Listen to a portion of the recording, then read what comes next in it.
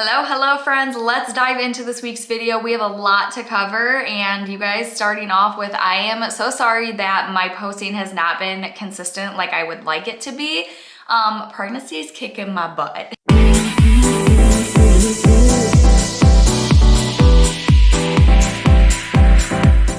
So if you don't already know, I am pregnant and we are expecting twins in September. I am still in like utter disbelief and shock that we are having two babies.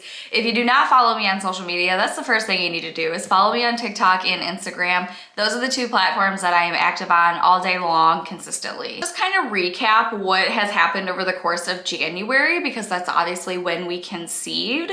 So I'm pulling up my app here for exact dates. So after taking my estradiol and my age-Justin, my period finally showed back up on December 23rd, so right before Christmas, yay.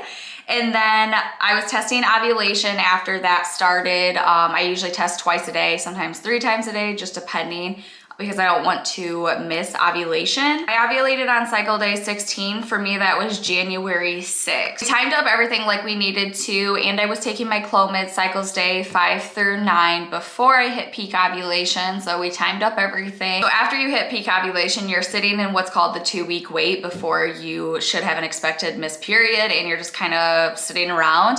And if you are actively trying to conceive, you usually are symptom checking yourself. So becoming very in tune with your body, that's exactly how I operate. I look at every single thing that I'm experiencing that feels off. And the difficult thing is pregnancy symptoms and PMS symptoms are so similar, but I don't know, just something with being pregnant, you just kind of get this intuition that you know. So about 3 days after ovulation, which sounds so early, you're not even really in the implantation state yet, I just knew I was pregnant. I was feeling similar things that I had felt back in September, October when I was going through my ectopic pregnancy.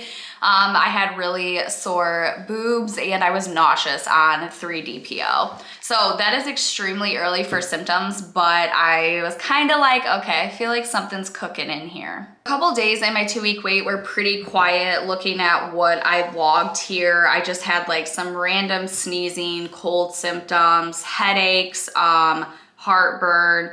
And then on 7-DPO, I got some pretty significant cramping and a lower backache. So then this was when I was like, okay, like I feel like I'm definitely pregnant. If not, I'm going to feel crazy for sure. So I was like, I'm gonna take a test on 8-DPO in the morning.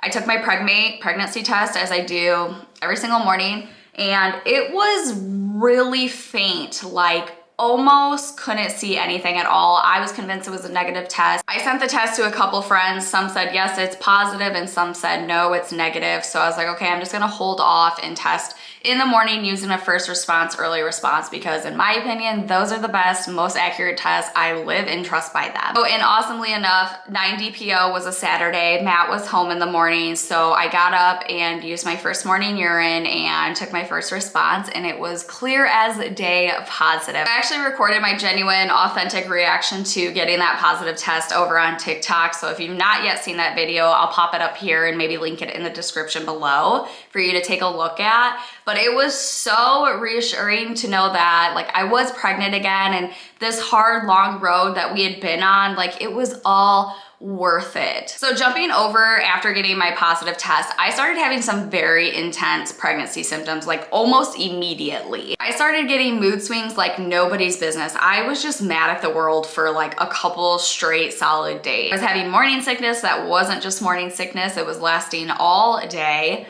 Luckily, I had no bleeding and no cramping. But to me, I felt like my symptoms were pretty intense for as long as I was. But I never in a million years dreamed twins. I just thought that this was really a sustainable pregnancy. This pregnancy was different than my last one because it was a tubular pregnancy. So this all just had to be very normal, what I was experiencing. I had to do my blood draws, obviously. I did 3 blood draws the first week that I found out I was pregnant to make sure that my HCG was doubling as it should. My HCG on 11-DPO was 82. On 13-DPO, it went up to 191. And then on 15-DPO, it went to 463. So nothing too wildly crazy in a jump. It was doubling as it should and a couple points extra. once again, never came to mind that it was twins. Since I am technically high risk because I've had an ectopic pregnancy, I had to do an early ultrasound to make sure that this again wasn't a tubular pregnancy. So we had our first ultrasound at 5 weeks, 1 day pregnant, and we went in for our ultrasound, and you go in with a full bladder. They do your ultrasound on your stomach, look at everything. There was not 2 sacs on the outside ultrasound. So then when we moved over to the transvaginal ultrasound, she's looking around in there and she just throws it out there. She's like, here's the first sac and here's the second. And Matt and I are just like, I'm sorry, 2? Like, we're over the moon, so excited, but I was like, I think I was in more shock than he was. He was just immediately about to throw a party, so excited, and I'm just like, where am I gonna fit 2 babies? So my doctor called me shortly after our ultrasound, said everything looked great, but obviously wanted to come back in a week later because at 5 weeks, 1 day, you pretty much don't see anything besides your gestational sacs. It's very early in pregnancy. We had our second ultrasound a week later. I was 6 weeks, 1 day, and when we went in, everything looked great. There was definitely 2 little growing babies in there with 2 beating heartbeats. We were super excited at this point because it was just reassuring that the little baby that we saw on the 5 week, 1 day ultrasound was able to survive and keep growing. So, and the little guy on our 5 week, 1 day ultrasound is actually a little bit bigger than the other twins. So twin A is measuring 6 weeks, 1 day with a heart rate of 108, and twin B was measuring 6 weeks, 2 days with a heart rate of 113. So that is amazing. Those numbers look great. I'm measuring right along with where I'm at in my pregnancy. I have no idea when my next screen is. I have my first prenatal appointment on February 17th, so super excited. I will be exactly 8 weeks that day. Like I said, I feel like the long road was completely worth it, and what's even more wild is the baby's due dates are September 30th. That is exactly 11 years to the day after Matt and I first started dating back in high school. So I truly feel like this is the universe telling us like everything was worth it, and this long, hard road was worth all the heartache, and it's just gonna be an amazing journey. I'm still having some very severe nausea with vomiting, so yay for all day pregnancy sickness. Hopefully I can get some Zofran here shortly. That's where we're sitting, you guys. We are so excited that we are going to welcome 2 amazing little babies into our lives in September. We could not be more happier, and thank you all for all of your love, support, encouragement,